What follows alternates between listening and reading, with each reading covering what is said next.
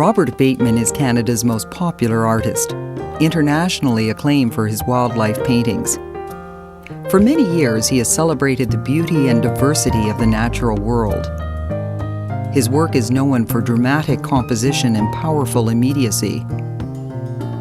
Through his art, Robert Bateman has raised millions of dollars for conservation efforts around the world. He's a prominent spokesperson for the environment. To get ideas of where we can go. There are places in the world that I think... His books of art are perennial bestsellers. Thinking Like a Mountain, his newest book, is a departure. A collection of essays, his thoughts on global problems and solutions. He lives on British Columbia's Salt Spring Island. Here, Robert Bateman is, as always, down to earth.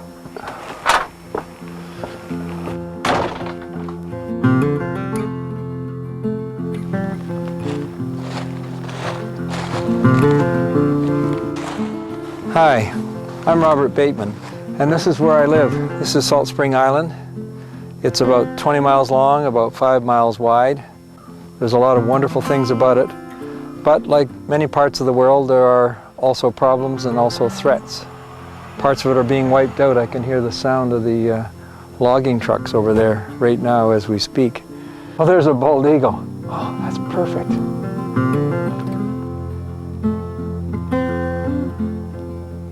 People sometimes ask me, what is your favorite thing to paint? And my answer is predators, things that have kind of a fierce look, and that may be why I like the eagles.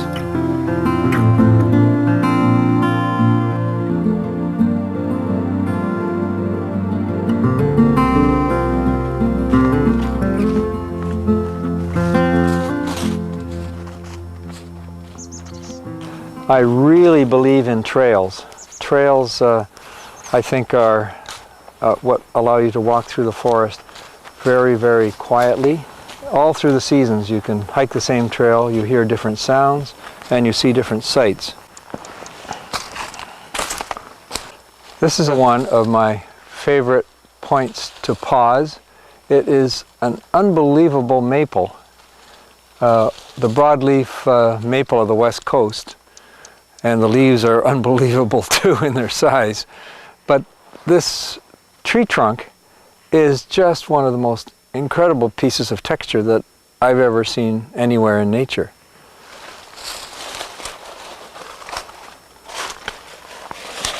First of all, there's this kind of moss whose name I don't know, unfortunately. I should learn it. But what really gets me is this texture in the bark. I can't explain it. It is it's almost like lava. It's so rough and carbuncular. When I lived in Nigeria, I was teaching high school there for a couple of years. I was collecting pots. I was collecting any kinds of crafts that the people made for themselves. And I collected this one magnificent pot that had a texture on it which I can't understand how they ever did it in clay. And this tree trunk reminds me exactly of that texture. And then if you look up the trunk, it's in sections. You have this carbuncular, toothy texture, and then you have some normal bark, and then another rim of texture, and then normal bark, and so on, all the way up the tree, in regular patterns, almost as if it's man-made. Oh, here's a leaf. That just gives you an idea of the size, although this isn't the biggest, but this gives you an idea of the size of these broadleaf maple leaves. Here are some great pileated whackings. See the great chips of the grand fir, actually. It's a trunk of a dead grand fir.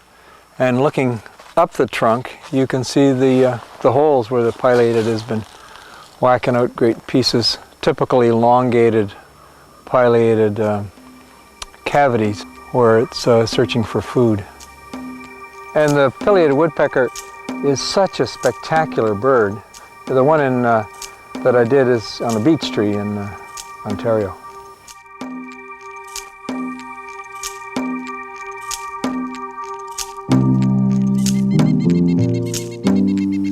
This is one of the special spiritual spots where Birgit and I stop.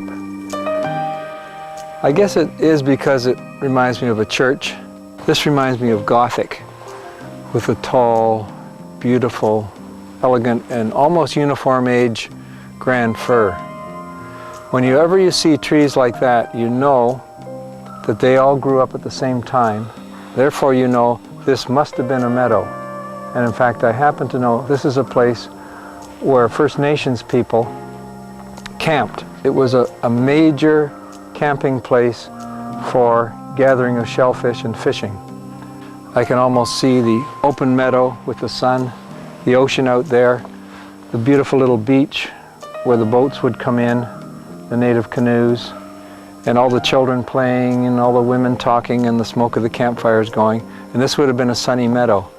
And then I would imagine, judging from the height of the trees, about 70 years ago, the little trees started to grow, which meant it wasn't used that much anymore.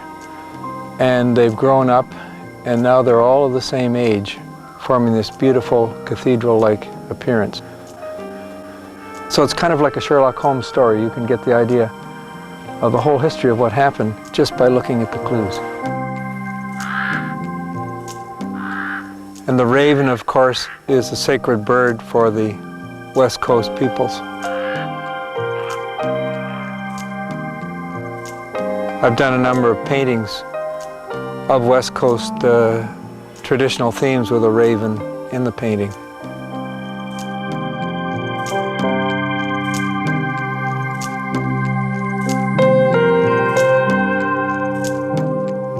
Here is an excellent indication that this was, for many years, probably centuries, an ancient settlement of the original peoples. This is called a midden. And you can see the layers upon layers here of shells, all of which, I mean, who knows what year this particular clam was eaten. I love to speculate on that. And what else did they have for supper that day, and what arguments did they get into with their kids, and there's a whole life embodied in something like this. Well, this is the beach where the settlement would have been from ancient times. This is where the canoes would have come in and brought themselves up on this beach. Of course, there wouldn't have been these logs here back in those days. These are a product of the wastefulness of our great massive logging industry out here.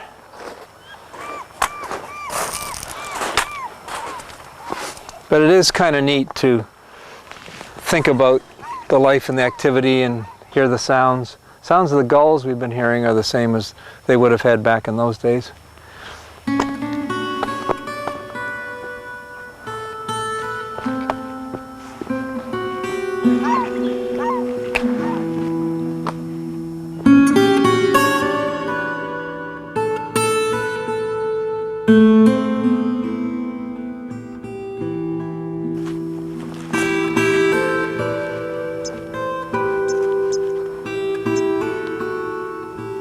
This is a classic Garry Oak copse. Copse meaning a little grove of trees. And they grow on the southwest facing slopes, and usually there's a beautiful little meadow. It's kind of like a savanna. And this is actual living Garry Oak. Of course, it's in December, so the leaves are all gone. And all the wonderful different kinds of lichen. This is a kind of an usnea, or old man's beard, that is growing off Garry Oaks and some other trees, and you can see the big fat oak buds here. One of the very little pleasures of this particular hike is walking along this ancient route. Okay, we've got a little mystery here, a little pile of feathers. And, oh boy, I should know my feathers fairly well. It's got a light tip. I'm looking for some more. There's kind of orangey. It's definitely not a robin, however, or a towhee, because of the striping on the feathers. And the fact that it's all plucked in one place. This is what peregrine falcons do before they eat their prey. They pluck them. I'm embarrassed that I can't identify this. I certainly don't come up to my mentor, who was one Terry Short, who worked at the Royal Ontario Museum. I used to be a Royal Ontario Museum groupie when I was a kid. And I remember I was working in Algonquin Park the summer I was 17, 18 years old, and I found a feather, obviously not this one. Didn't know what it was, so I put it in my field guide, my Peterson field guide, and took it back to the museum in the fall and asked Terry Short what it was. I knew it wasn't a loon, of course. I knew it wasn't a grouse because they have little side feathers sprouting out of it. I knew it wasn't an owl. So I said, I found this feather in Algonquin Park. Terry, can you tell me what it is? And he said, I'm not sure. It's either the third or fourth primary from the left wing of an immature female goshawk.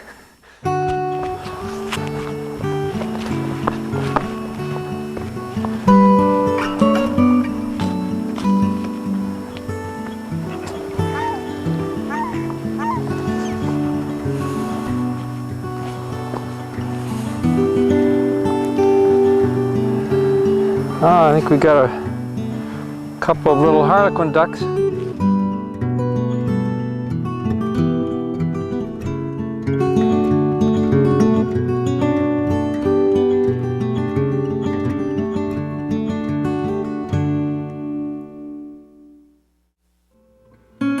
Down to Earth continues with artist Robert Bateman on Salt Spring Island, British Columbia.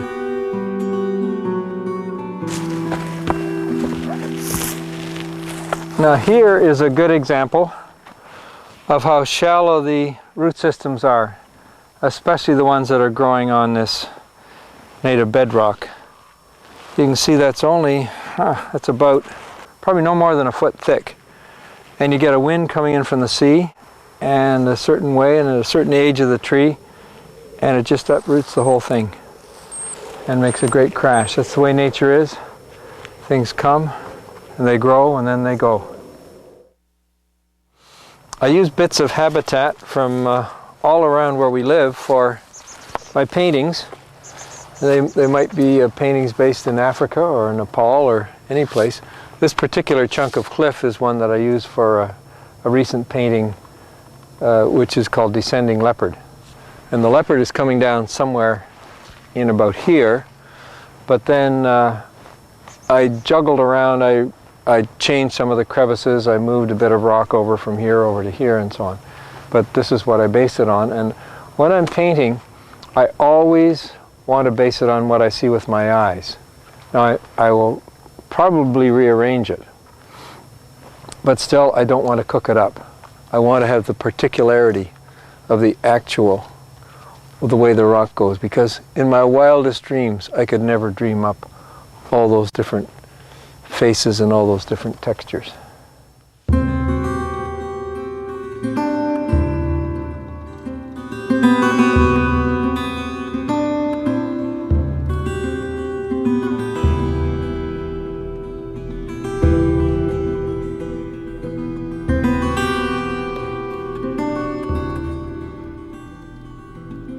This is one of my favorite cedars.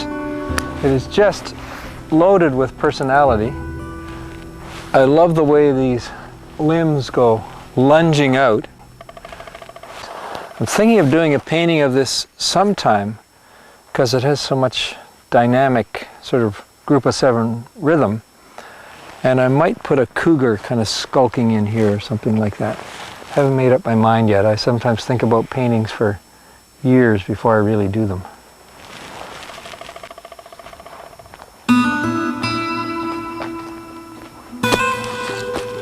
This is a fabulous relic of the early days of logging, where they had to climb up the tree in order to cut it down because the tree was too wide at the base.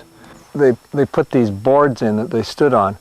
I just love the textures here. It's like some old wall in Europe of some great castle. And this old guy has been through quite a bit. There's even evidence on the side here that there was a burn went through here. And way up on top, we have the salal growing, which is kind of a relative to the blueberry, And it is one of the common ground covers here. It stays green all year round. Here is another one of our little stops. Birgit and I usually stop and touch this wonderful tree. It's the Pacific yew. It's a fairly rare tree, but within the bark is perhaps the cure, certainly treatment of cancer, particularly women's breast cancer. And the irony of the way they have been logging this industrial style logging, which is massive. They take down everything, and this is no commercial value except for this cancer treatment, but it's too little to bother with, and so they just stack them up in piles and burn them as part of the debris. That's why I believe in selective logging. So you can take out precious things like this if you need to.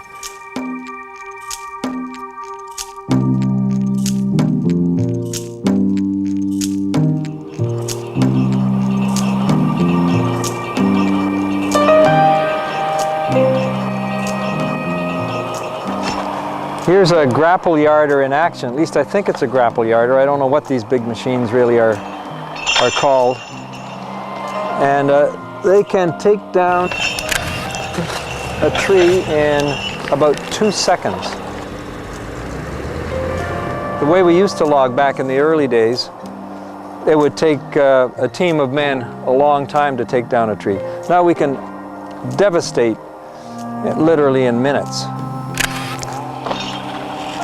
See that big rack up on top, kind of that grill there? Those are lights. So these guys can actually work round the clock. They can work a 24-hour day to make sure they get it done as fast as possible. And what I really hate is this job blackmail, where the logging companies say that the problem with jobs in the forest sector would be the environmentalists. Well, that's a bunch of baloney, because during the 1980s, when the logging profits were going up and logging cut was going up, logging jobs were going down.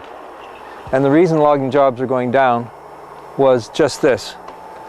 The big machines have taken over. And these big machines cost money.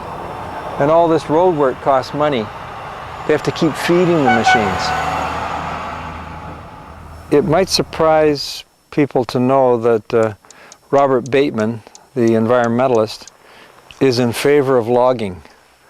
I'm not only in favor of logging, I'm in favor of loggers, and of course in favor of logging communities, but not just immediately, and within the next year. I mean on into the future, into our children's time and our grandchildren's time. And here is an excellent example of logging that can go on indefinitely. In other words, sustainable logging. The ecological expert has a philosophy of leaving the biggest, oldest trees because they have an excellent gene pool. And he wants to make sure that the genes for great old giant trees goes on from generation to generation. So if you came back here in 50 years, you would see more cedar growing up, and they would have the good genes. Here's where the little portable sawmill is set up for cutting up the logs. The logs are cut down just there, setting up the little portable sawmill here, and these are some of the pieces of scrap that are left over from producing the lumber. Of course, one of the things you need with a sustainable logging operation would be a good series of roads. These roads need to be small, of course, and placed in such a way that you can have easy access. When we were in Europe, we noticed wonderful old roads they've been using for centuries all through the forests, and they have a program of cutting maybe one decade in this part of the road and another decade in that part of the road. So these roads aren't actually that old, but they're already getting moss grown on them, and I can see them being here, let's hope, a century from now, and the forest still here.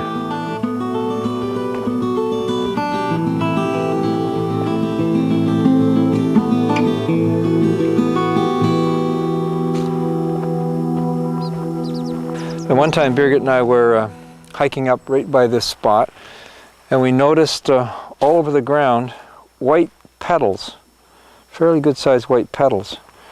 And here we were in a forest. I couldn't see, why would there be flowers in a forest? I mean, these are normally evergreen, sort of dark green forests. And I looked around at all the tree trunks. I know the bark of most things, but I looked at the bark of this one over here.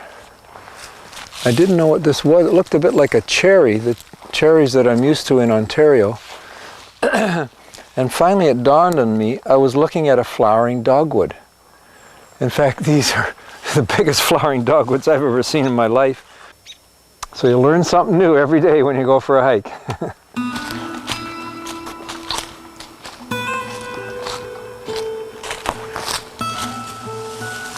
This is one of the very special places. I almost think of it as a sacred place.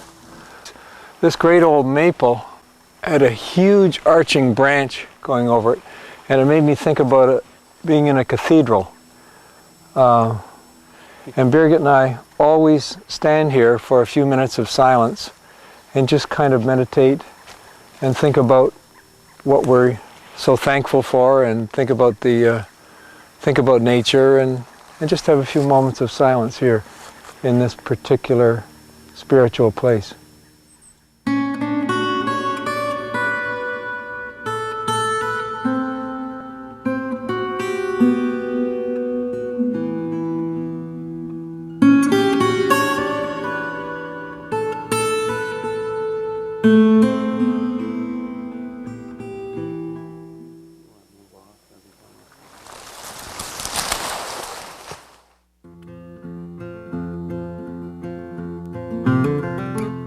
We're at kind of a mountaintop of human history in the 20th century, the beginning of the 21st century. We have more power, more money, and more information than I could have even begun to dream of when I was a kid. And we're looking out in all directions from the mountain. I sort of look upon it as a metaphor for looking off into the future and thinking, what kind of world are we doing for our kids? And looking back into the past and thinking about all the wonderful traditions that all of our different cultures have, many of which are disappearing and being dumped in the garbage, and many of which are still of value and could lead us forward. And looking out to the sides in all directions at other cultures and getting ideas from them. Many other countries in the world have wonderful ideas, so I'm thinking of the view from our mountaintop, metaphorically, looking in all directions to see how we're going to go forward to a decent future for our grandchildren and our grandchildren's grandchildren.